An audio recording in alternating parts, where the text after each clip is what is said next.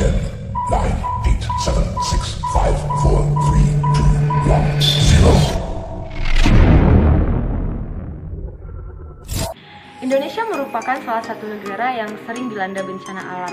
Para ahli sering melakukan penelitian untuk mengetahui penyebab terjadinya bencana alam tersebut. Nah, anak-anakku yang baik, itulah yang akan kita pelajari hari ini, yaitu materi mengenai langkah-langkah penelitian geografi secara sederhana. Untuk lebih jelasnya, silakan tonton video ini dengan semangat.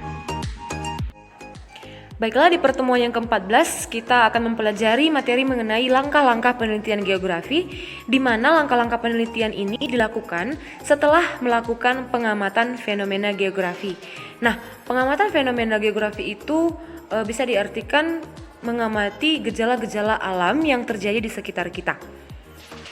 Adapun tujuan pembelajaran kita hari ini adalah setelah mempelajari materi ini, siswa dengan penuh semangat, rajin dan giat diharapkan mampu membuat laporan penelitian geografi yang sesuai dengan langkah-langkah pembuatannya.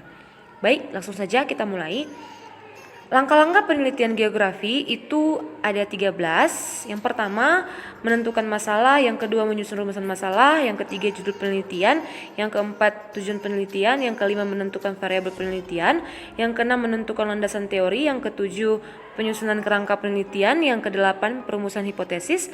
Yang kesembilan, penentuan populasi dan sampel. Yang kesepuluh, penggunaan sarana ilmiah. Yang 11, teknik pengumpulan data. 12, pengolahan data, dan yang terakhir itu menganalisis data. Jadi ini langkah-langkah yang harus kamu lakukan atau yang harus dilakukan seorang para ahli untuk melakukan penelitian geografi. Mari kita bahas satu persatu. Yang pertama itu menentukan masalah. Nah, biasanya masalah itu yang akan kita teliti ya. Nah, jadi masalah yang dimaksud di sini adalah yang diteliti itu adalah masalah geografi.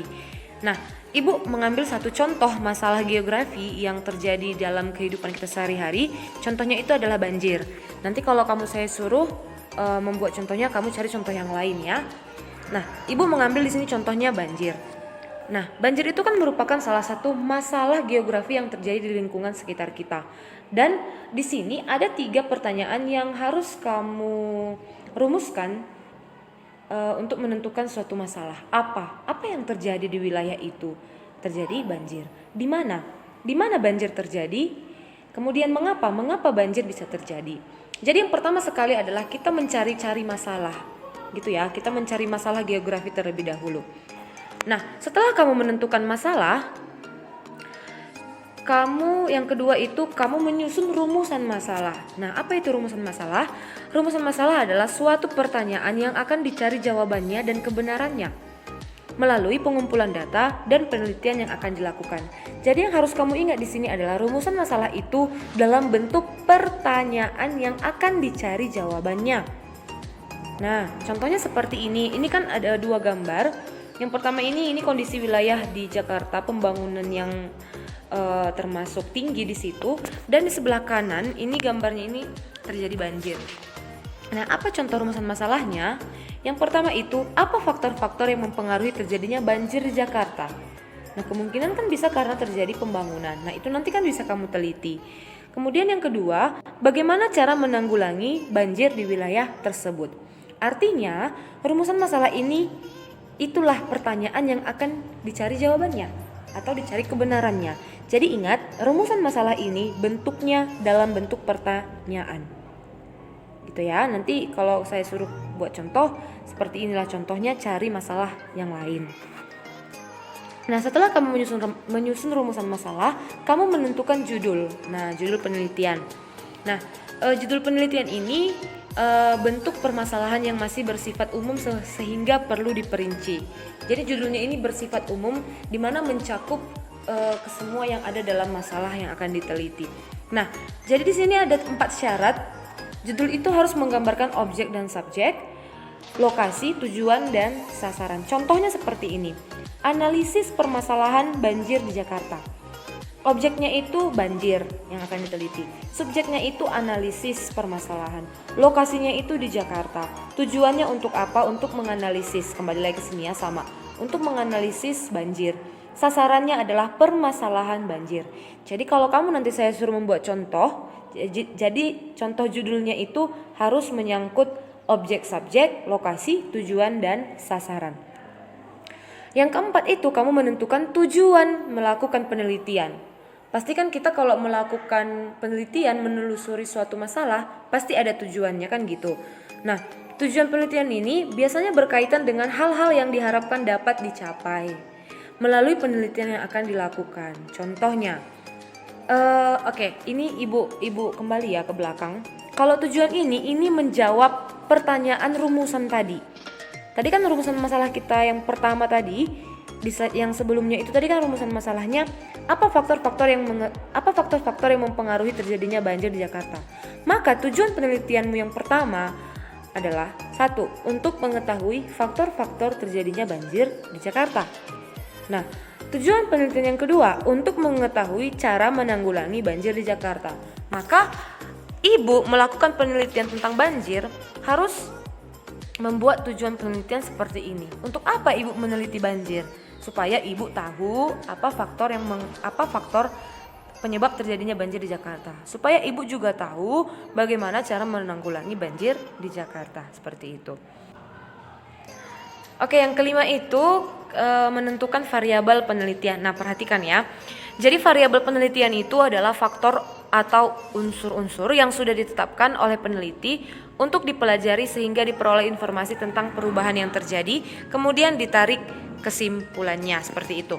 Nah, masih tetap contoh yang ibu ambil adalah banjir. Oke, di sini ada 2 variabel bebas, yaitu yang menjadi penyebab terjadinya suatu permasalahan. Permasalahannya tadi apa Naku? Banjir kan? Maka variabel bebas itu apa penyebab terjadinya banjir? Nah, contoh penyebab terjadinya banjir adalah curah hujan yang tinggi, kemudian kebiasaan masyarakat membuang sampah sembarangan, kemudian bisa juga drainasenya tersumbat dan lain sebagainya.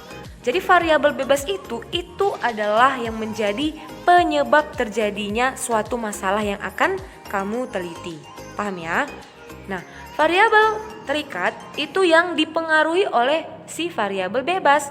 Jadi variabel terikat ini itu menjadi akibat. Kalau bebas penyebab, terikat itu akibat. Contohnya adalah ya banjir. Akibat dari kamu membuang sampah sembarangan, maka terjadi banjir.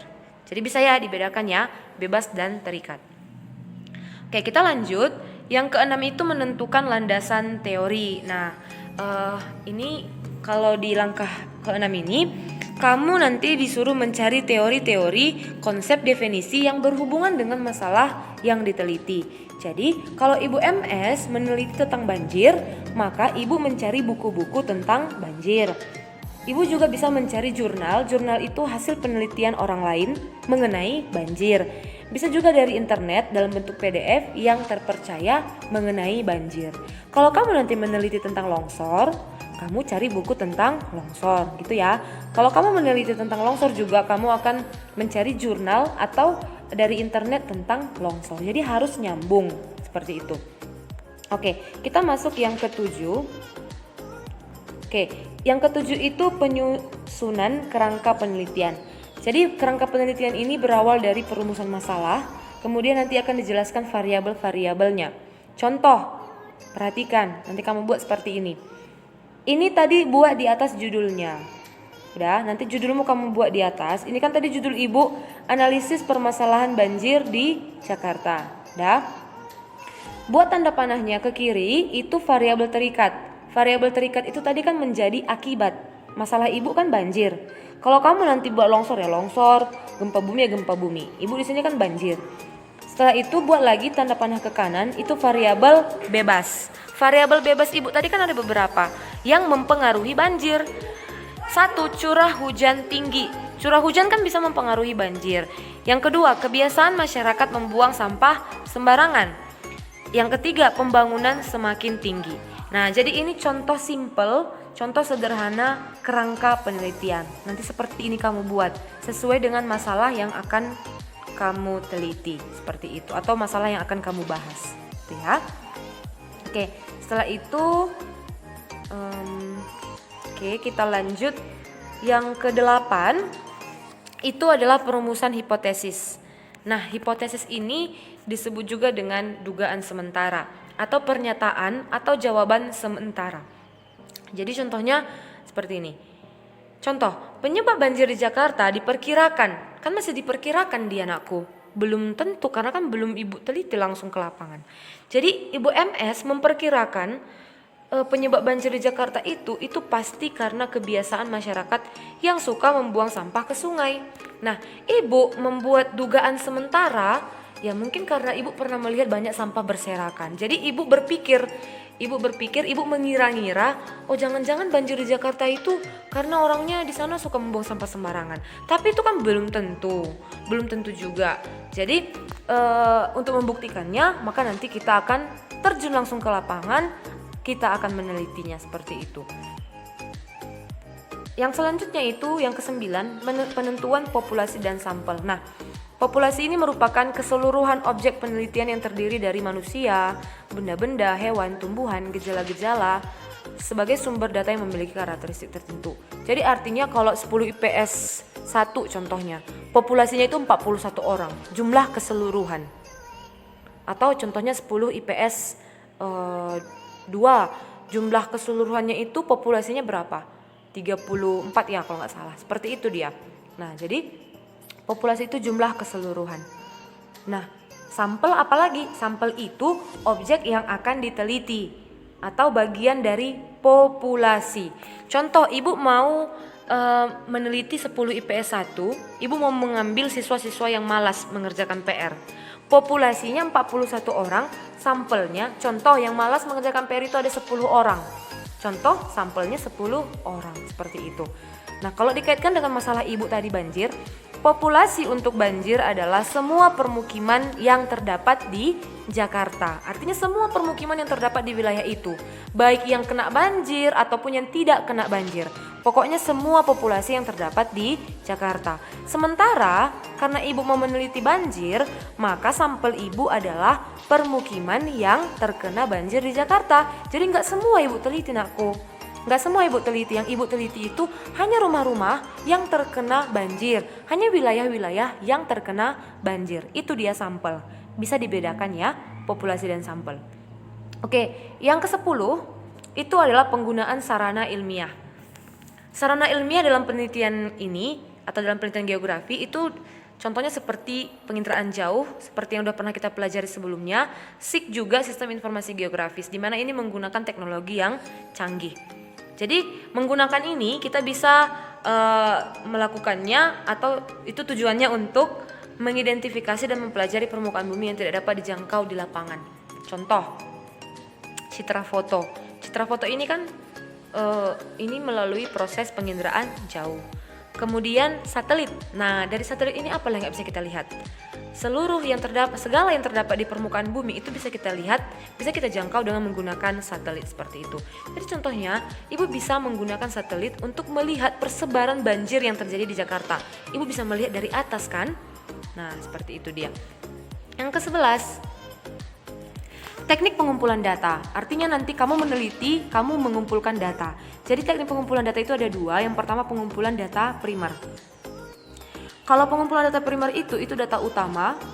Ada 3 nanti caranya. Yang pertama observasi, kita ke lapangan, kita ke TKP langsung, tempat kejadian perkara, tempat terjadinya banjir. Ibu langsung datang ke Jakarta untuk melihat banjir tersebut. Jadi itu mengobservasi, mengamati, melihat-lihat seperti itu. Dan mencatat apa-apa saja yang kamu dapatkan di lapangan. Informasi apa yang kamu dapat di lapangan. Yang kedua, wawancara. Ibu MS datang ke Jakarta, datang ke lokasi terjadinya banjir, mewawancarai penduduk yang terdapat di wilayah terjadinya banjir. Jadi Ibu MS mewawancarai penduduk yang ada di situ. Itu ya. Yang ketiga, kuesioner atau angket. Artinya di sini ini berhubungan dengan wawancara ya. Ada yang diisi oleh penduduk di sekitar terjadinya bencana alam. Jadi kuesioner ini nanti berupa pertanyaan-pertanyaan yang harus mereka jawab. Seperti itu. Oke, pengumpulan data yang kedua itu menggunakan pengumpulan data sekunder. Kalau pengumpulan data sekunder ini ada 2. Yang pertama studi kepustakaan. Nah, ini bukan Alkitab ya, ini buku. Oke. Studi kepustakaan itu adalah kita melihat teori-teori yang terdapat di buku atau kita melihat informasi-informasi, mencari informasi yang terdapat di internet contohnya, atau melalui jurnal, atau melalui hasil penelitian orang lain dalam bentuk hard copy gitu, atau dalam bentuk file yang sudah ada. Itu studi kepustakaan.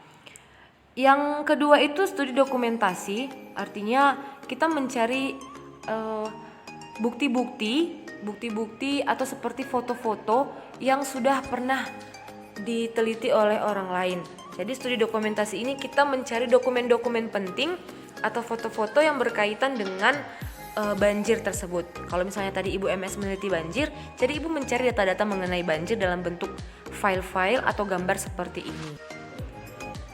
Oke, yang selanjutnya itu setelah kamu mengumpulkan data ke lapangan, kamu mengolah data.